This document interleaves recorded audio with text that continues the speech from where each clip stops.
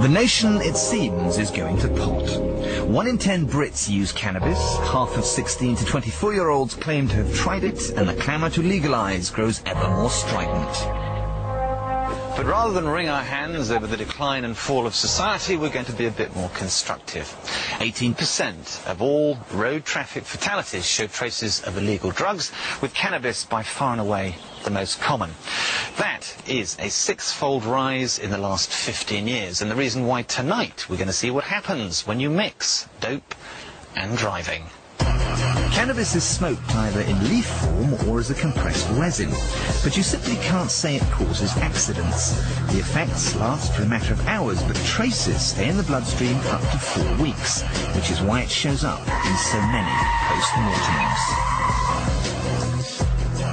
2 years ago, the government commissioned research on cannabis and driving, but they used simulators instead of real cars, so the research was criticised.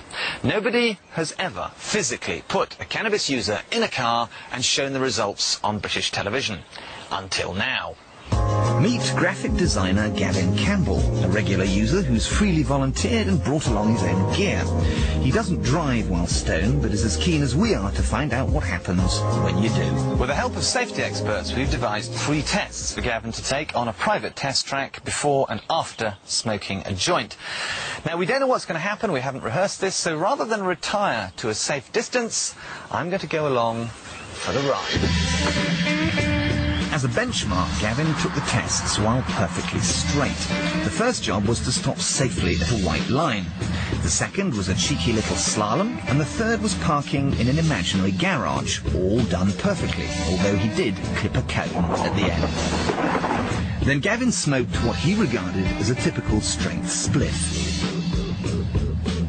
Time for the moment of truth. Just describe what's going on in your head now.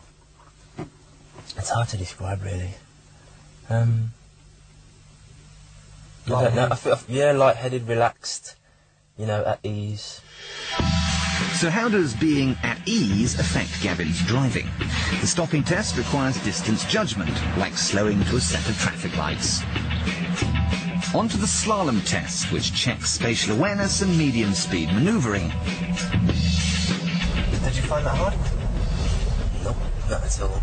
I can see no deterioration in your driving skills. Your gear changes are still very good. Your speed's constant.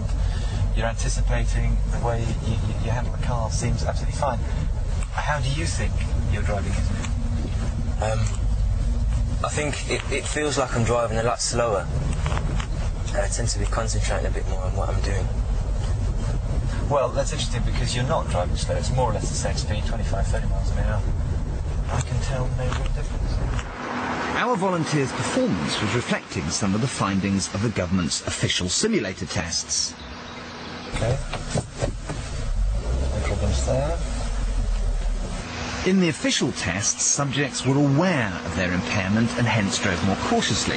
Exactly the opposite effect of alcohol, which is said to promote risk-taking. It's hard to generalise, but you did a run when you were straight, which was worse than that. So, how do you feel about that? I feel good about that, yeah. Was it easier, more difficult, the same? Probably more difficult, because I had to concentrate more. I mean, there would be cars either side, so Yeah. I really don't want to hit any cars. If it was more difficult, why did you do almost better then than you did before you had your... It's paranoia crossed with concentration, you know. You're paranoid of what might happen, so you concentrate more on what you're doing. We took a step nearer to real life by throwing in a bit of distracting traffic. Gavin followed it safely and competently. We couldn't catch him out, even with an emergency stop.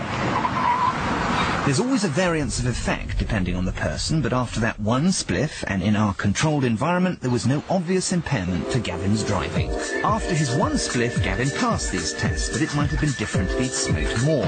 So where's the limit? Is there a safe amount of cannabis you can smoke before driving? Now, I know there are thousands of you at home advocating zero tolerance, and that any trace of weed, pot, blow, black, resin, bush, smoke, ganja, call it what you will, should be considered a very serious offence. But hang on a minute. Unlike booze, cannabis is illegal, so there's no official dope driving limit. Like the breathalyzer, we need to find a testing system to establish how much cannabis it takes before your driving goes to pot. While we're as surprised as you are at the results of today's tests, I'm emphatically not condoning drugs and driving, or saying that this was remotely scientific or empirical. It wasn't.